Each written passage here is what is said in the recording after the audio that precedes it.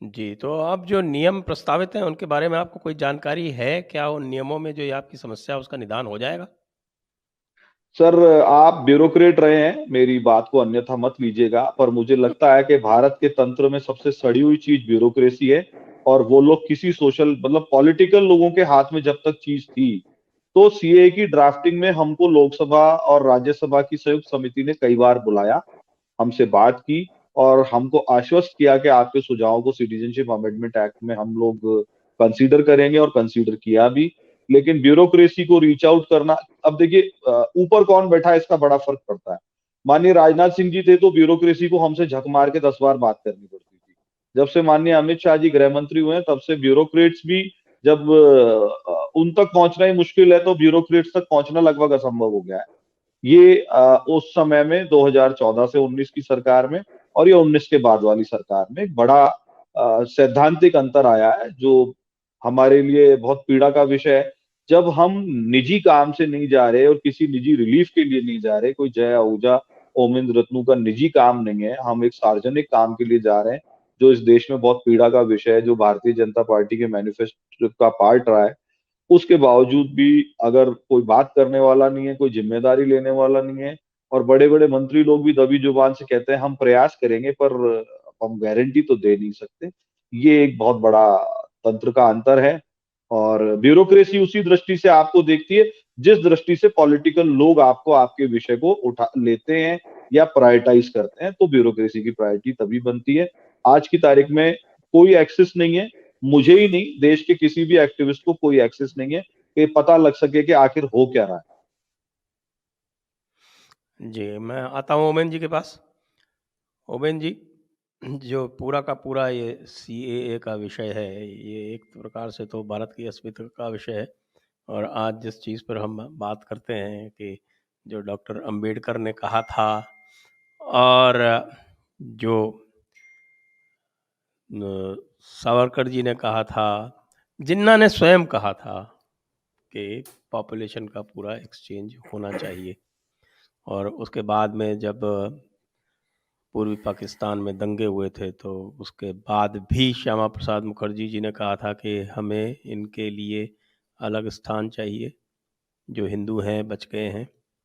लेकिन उसकी एक, जिसको कहते हैं खाना पूर्ति, एक लियाकत नेहरू पैक्ट करके कर दी गई, जिसमें भेड़ियों के हाथों में भेड़ों को पुनः सौंप दिया गया कि कोई बात नहीं भेड़ियों, तुम अभी तक भेड़ों को खा रहे थे, लेकिन अब तुम ये प्रॉमिस कर दो, ये तुम आश्वासन दे दो कि अब तुम भेड़ों को नहीं खाओगे, हम इसे तुम्हारे सुपुर्द करते हैं। और इसके एवज में हम आपको ये प्रॉमिस करते हैं कि हमारी तरफ भी हम शांति रखेंगे, जैसे कि आप कुछ उस समय कर भी रहे थे।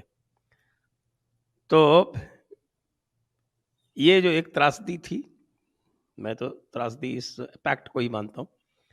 और हमारे मान नेहरू जी की जो दूरदर्शिता, या दूर तो क्या कहें, निकटदर्शिता ही कह सकते हैं उसको, दूरदर्शिता तो कभी उनके पास रही नहीं।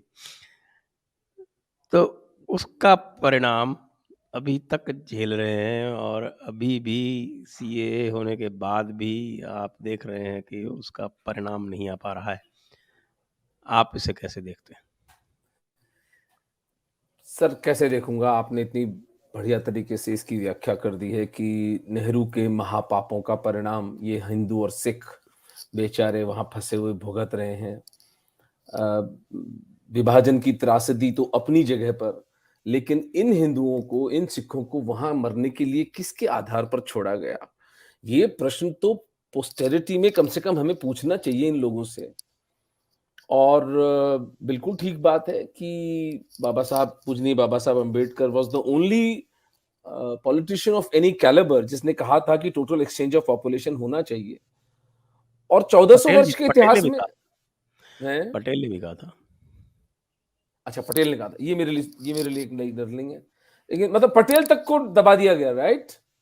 इनको 8वां नर्क भी नहीं मिलेगा, इन दोनों को, गांधी को और नेहरू को, कि इस तरह से इन्होंने इन हिंदू को विचारों को मरने के लिए वहां छोड़ दिया।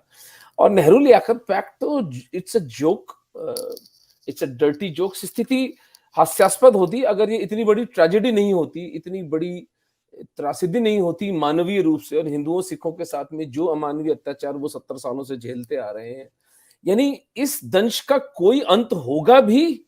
हम लोगों ने तो जब से इस विषय पर पिछले 10-12 वर्षों से काम करना आरंभ किया है sir, every family that comes out of that place has a new torture story। वो टॉर्चर स्टोरी रिपीट नहीं होती है, किसी को किसी तरह से करते हैं, किसी को किसी तरह से करते हैं, किसी का बिजनेस हड़प लेते हैं, किसी का बच्चा उठा लेते हैं। एक जो हमारे यहाँ जयपुर के कोऑर्डिनेटर हैं, उनका बच्चा 1200 किलोमीटर दूर